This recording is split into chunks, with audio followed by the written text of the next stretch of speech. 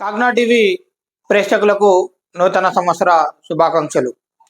ఈ సంవత్సరం మీరు అనుకున్నటువంటి పనులన్నీ ఎటువంటి అడ్డంకులు లేకుండా కొనసాగాలని, ఆర్థికంగా, ఆరోగ్యంగా అందరూ బాగుండాలని కాగ్నా టీవీ తరపున మరొకసారి నూతన సంవత్సర శుభాకాంక్షలు తెలుపుతున్నాం. అదేవిధంగా మీరు ఎటువంటి కార్యక్రమాలు చేసినా మరియు ఏదైనా ప్రజా సమస్యలు మీ దగ్గర ఉన్నా మాకు సంప్రదిస్తే మేము ఛానల్లో వేయడం జరుగుతుంది. కాబట్టి తప్పకుండా అందరూ కాగ్నా టీవీని ఆదరిస్తారని కోరుతూ వార్తల్లోకి వెళ్ళే ప్రయత్నం చేస్తాం. మహాపడిపూజ కార్యక్రమాన్ని స్థానిక అయ్యప్ప ఆలయంలో నిర్వహించడం జరిగింది. ఈ కార్యక్రమానికి నియోజకవర్గంలోని నాయకులు, వారితో పాటు ప్రజలు మరియు ప్రముఖులు వచ్చి పూజలో పాల్గొనడం జరిగింది. అంగరంగ వైభవంగా జరిగినటువంటి అయ్యప్ప పడిపూజ కార్యక్రమానికి అత్యధిక సంఖ్యలో భక్తులు హాజరయ్యి స్వామివారిని దర్శించుకొని తీర్థ ప్రసాదాలు తీసుకోవడం జరిగింది. ప్రాంతం సుభిక్షంగా అందరు ప్రజలు ఆరోగ్యాలతో ఉండాలని తను కోరుకున్నట్లు, ఆలయ అభివృద్ధి కోసం తన వంతు సహకారం ఉంటుందని నిన్న ఎమ్మెల్యే బుయ్యని మనోహర్ రెడ్డి గారు తెలిపారు.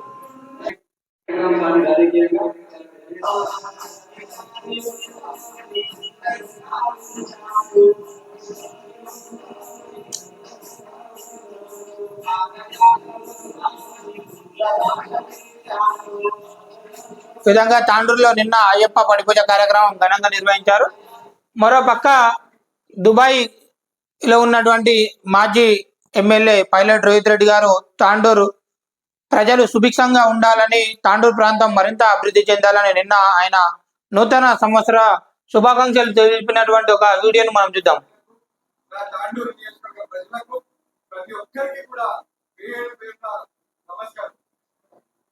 నూతన సంవత్సర శుభాకాంక్షలు.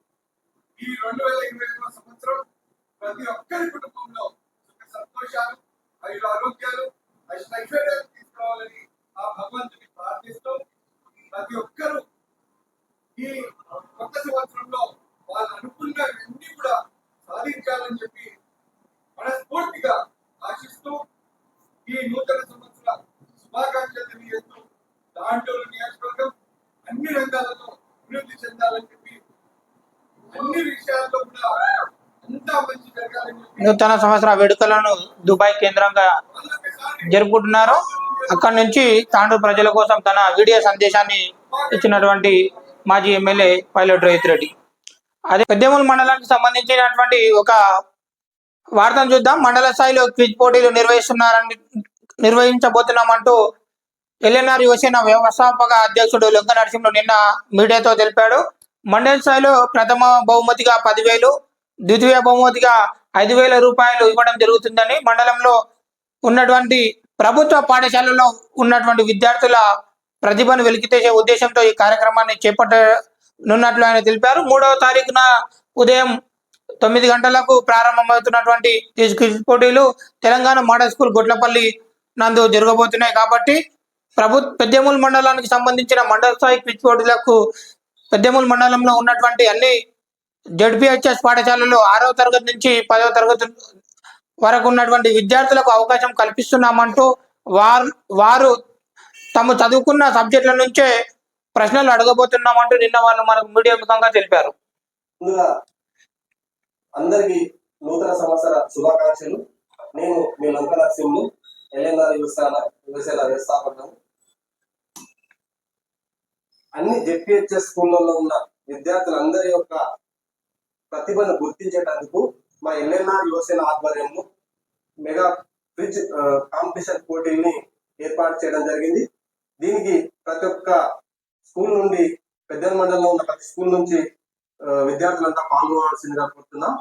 దీనికి మొదటి బహుమతి 10,000 రూపాయలు, రెండవ బహుమతి 5,000 రూపాయలు, మూడవ బహుమతి 2,500 రూపాయలు ప్రైజ్ మనీ కూడా ఇవ్వడం జరుగుతుంది. వారి యొక్క క్విజ్ లో పాల్గొన్న విద్యార్థులందరికీ కూడా వారి వారి సబ్జెక్ట్ లో ఉన్నటువంటి క్వశ్చన్స్ మాత్రమే అడగడం జరుగుతుంది. ప్రతి సబ్జెక్ట్ నుంచి 15 క్వశ్చన్ల దాకా అడగడం జరుగుతుంది. మొత్తం 200 క్వశ్చన్ల దాకా ఈ క్విజ్ కాంపిటీషన్ ఏర్పాటు చేయడం జరిగింది. కాబట్టి దీన్ని దృష్టిలో ఉంచుకొని విద్యార్థులు, ఉపాధ్యాయులు అందరూ పాల్గొనవలసిందిగా మా ఎల్ఎన్ఆర్ యువసేన తరఫున మీ అందరికీ కూడా చూడడం జరుగుతుంది.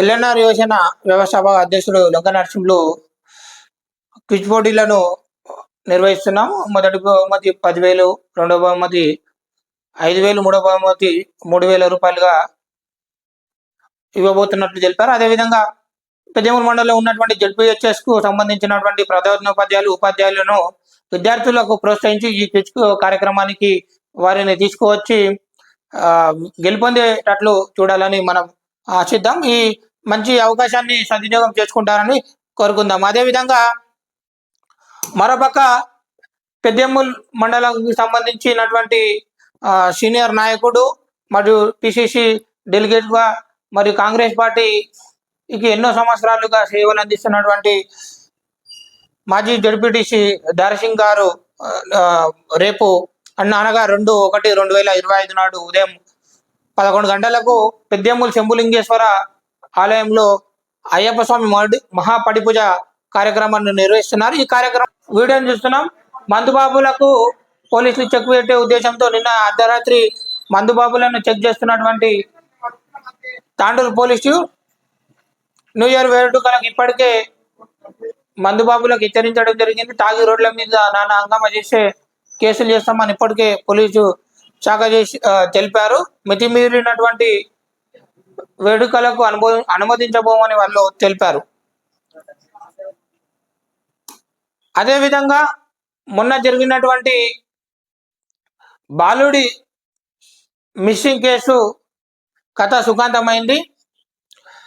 కరణ్కోట్ పోలీస్ ఠాణా పరిధిలో గౌతపూర్లో జరిగినటువంటి ఈ బాలుడి మిస్టువంటి సంచార చెత్త సేకరిస్తున్న జీవనం సాగిస్తున్నటువంటి సంచార జాతులకు సంబంధించినటువంటి వారు అంటే వీరితో పరిచయమైనటువంటి మిగతా సంచార జాతులకు సంబంధించిన వారు వీరితో పరిచయమై వాళ్ళ దగ్గర బాలుడు ఉన్నాడు అన్నటువంటి విషయాన్ని తెలుసుకొని వాళ్ళు నిద్రిస్తుండగా బాలుని తీసుకెళ్ళినట్టు మనం తెలిసింది. ఆటోలో వచ్చి 60,000కు విక్రమ్ తాండూరు పట్టణంలో రైల్వే బ్రిడ్జ్ కింద ఉన్నటువంటి సంచార జాతులకు చెందిన శంకర్, పద్మమ్మ, హనుమంతు, లక్ష్మి, సాయమ్మ ఓ మైనర్ చిత్తు కాగితాలు పాత సామాగ్రి సేకరించి స్క్రాప్ దుకాణాల్లో అమ్ముతుంటారు. వీరికి కర్ణాటక రాష్ట్రం చిత్తాపూర్కు సంబంధించిన భాష గోరబి వీరి పరిచయం ఏర్పడ్డది. దీంతో వారి దగ్గర ఏడాది బాలుడు ఉన్నాడన్న విషయం తెలిసిందే. మరి ఈ క్రమంలో ఆదివారం 10 గంటల సమయంలో తాండూరు నుంచి ఓ ఆటోలో గౌతపూర్కు చేరుకొని మల్లికార్జున స్వామి ఆలయం దగ్గర పడుకున్న భాష గోరబీల కుమార్ని ఎత్తుకెళ్లారు. ఈ మూట పట్టణంలోని ఇంద్రనగర్ చెందిన బుర్రకథలకు చెబుతూ జీవనం సాగిస్తున్నటువంటి కృష్ణకు ఈ మూట వారికి కృష్ణకు అమ్మడం జరిగింది. ఉదయం కోకడు ఔటర్ రింగ్ రోడ్ సమీపంలో కృష్ణకు బాలుని అప్పచెప్పి 60,000 తీసుకొని మనిషికి 10,000 రూపాయలు చొప్పున పంచుకున్నారు. ఈ విషయాన్ని మొత్తం సీసీ కెమెరా ద్వారా గుర్తించినటువంటి పోలీసులు రైల్వే బ్రిడ్జి కింద ఉంటారని తెలియడంతో స్టేషన్ కు పిలిపించి విచారించగా వారు నేరం ఒప్పుకున్నారు. బాలుని ఎత్తుకెళ్లిన 6 కొన్ని రోజులుగా ఇంద్రనగర్ చెందిన కృష్ణ, ఆయన మిత్రుడైన చిన్నప్ప దివ్యాంగులు తమ వద్ద బాలుడు ఉన్నాడు, కొనుగోలు చేయండి అని అడుగుతున్నారు. కృష్ణకు 6 ఆడపిల్లలు ఉండడంతో బాలుని కొనుగోలు చేసేందుకు కృష్ణ సిద్ధమైనట్లు మనం తెలిసింది. అదేవిధంగా కొనుగోలు చేసిన వెంటనే మర్పల్లి మండలం షాపూర్కు వెళ్తుండగా సెల్ ఫోన్ సిగ్నల్ ఆధారంగా కృష్ణను పట్టుకొని పోలీస్ స్టేషన్ కు తరలించడం జరిగింది. ఈ విధంగా కేసు 24 గంటల్లో ఛేదించినటువంటి ఎస్ఐ విఠల్ రెడ్డి, కానిస్టేబుల్ ప్రతాప్, మహేష్, దస్తప్ప, రవి, నరసింహులను సిఐ అభినందించినటువంటి వార్తను చూస్తున్నాం. ఈ విధంగా కరణ్కోట్ పోలీస్ స్టేషన్ పనితీరును మనం బిడ్డ కొనియాడాలి. అదే సంక్రాంతికే భరోసా, రైతు భరోసాకు సంబంధించి సంక్రాంతి వరకు ఇచ్చే ప్రయత్నం కాంగ్రెస్ ప్రభుత్వం చేసింది. దీనికి సంబంధించి రైతుల నుంచి సెల్ఫ్ డిక్లరేషన్, ఇక రైతులు తమ ఎంత పంట పండించారో దానికి సంబంధించి ఒక డిక్లరేషన్ ఇస్తేనే రైతు భరోసా ఇస్తామన్నటువంటి ఒక నిర్ణయం తీసుకున్నటువంటి విషయాన్ని మనం చూస్తున్నాం. ఎంత భూమిలో సాగు చేస్తున్నాడో ప్రభుత్వ ఉద్యోగులకు, ఐటీకి సంబంధించినటువంటి వారికి కొంతమందికి మినహాయింపు, కొంతమందికి రైతు భరోసా ఇవ్వము అన్నట్టు తెలిసి చెప్పినటువంటి సర్కారు రైతుకు సంబంధించి సెల్ఫ్ డిక్లరేషన్ తీసుకోబోతుంది. రైతుల దగ్గర ఎంత భూమి ఉందో దాన్ని రైతులు తమ సొంత సెల్ఫ్ డిక్లరేషన్ ఉంటే నా దగ్గర ఒక 4 ఎకరాల భూమి ఉంది, 3 ఎకరాల్లో నేను వ్యవసాయం చేస్తున్నాను అని చెప్తే ఆ 3 ఎకరాలకు సంబంధించి రైతు భరోసా వచ్చే విధంగా ఉన్నట్లు మనం చూస్తున్నాం. మరి 4వ తారీఖు జరిగే క్యాబినెట్ లో ఈ వివరాలు వెల్లడిస్తారు. మరి దాని తర్వాత మొత్తం వివరాలు ఇచ్చే విధంగా ఉన్నాయి. మరి రైతులకు కొర్రీలు పెట్టకుండా 7,500 రూపాయలు ఇవ్వాలని ప్రజలు డిమాండ్ చేస్తున్నారు. మరి 4వ తారీఖు రోజు చూద్దాం దీనికి సంబంధించిన విధి విధానాలు ఏ విధంగా వస్తాయి. అదే విధంగా న్యూ ఇయర్ అంటే మనకు గుర్తుకొచ్చేది ఆస్ట్రేలియాలోని సిడ్నీ ఒపేరా హౌస్. ప్రతి ఏటా నూతన సంవత్సరం సందర్భంగా అక్కడ బాణసంచ కాలుస్తూ వేడుకలు జరుపుకుంటారు. దానికి సంబంధించినటువంటి ఫోటో చూస్తున్నాం. అదేవిధంగా కేటీఆర్ ఈ ఫార్ములా కార్ రేస్ కు సంబంధించినటువంటి వార్త. తుది వరకు కేటీఆర్ ను అరెస్ట్ చేయొద్దని హైకోర్టు ఆర్డర్ ఇచ్చినట్లు చూస్తున్నాం. ఫార్ములా ఈ కేసులో ఏసీబీకి హైకోర్టు ఆదేశం. మాజీ మంత్రి కేటీఆర్ క్యాష్ పిటిషన్ పై ముగిసినటువంటి వాదనలు రిజర్వ్ చేసినటువంటి న్యాయమూర్తి మంత్రి కేటీఆర్ అవినీతికి పాల్పడలేదు, క్రిమినల్ సెక్షన్లు ఈ కేసులో వర్తించవు. కేటీఆర్ తరపున న్యాయవాది సిద్ధార్థ దావే వాదన. మరోవైపు 2023లో ఒప్పందాన్ని చెల్లింపులు ఎన్నికల కోడ్ ఉన్న పట్టించుకోలేదంటూ గవర్నమెంట్ నుంచి ఏజీ తెలిపారు. అదేవిధంగా ఈ కేసును తాత్కాలికంగా రిజర్వ్ లో పెట్టినటువంటి విషయం తెలిసింది. అదేవిధంగా ఈ కేసులో భాగంగా 2వ తారీఖు నాడు హెచ్ఎండిఏ మాజీ సిఈ బిఎల్ఎన్ రెడ్డిని, మరో 3వ తారీఖు రోజు ఐఎస్ఎన్ అరవింద్ కుమార్ ని, 7వ తారీఖు రోజు కేటీఆర్ ని విచారించబోతున్నటువంటి ఏసీబీకి సంబంధించినటువంటి వార్త చూసినాం. అదేవిధంగా పామాయిల్ కు సంబంధించి క్వింటల్ ధర కిక్కుతో వీడుకోలు, కొత్త సంవత్సరం వేడుకలకు భారీగా అమ్మకాలు. ఇక మనోళ్ళ జోరు చూసుకుందాం. 6 రోజుల్లో డిపోల నుంచి షాపులకు 1,220 కోట్ల మందు సరఫరా అయిందంటే మనోళ్ళు ఏ మాత్రం దాగింటారో మనం ఒకసారి చూడొచ్చు. సోమవారం ఒక్కరోజే 400 కోట్ల మేర మద్యం అమ్మకాలు జరిగాయి. సాధారణ రోజుల్లో 110 కోట్ల వరకే పరిమితమయ్యాయి ఈ విక్రయాలు. మనకు న్యూ ఇయర్ సందర్భంగా 400 కోట్ల అంటే మనలు నూతన సంవత్సరాన్ని మన మందుబాబులు ఘనంగా స్వాగతం పలికారు.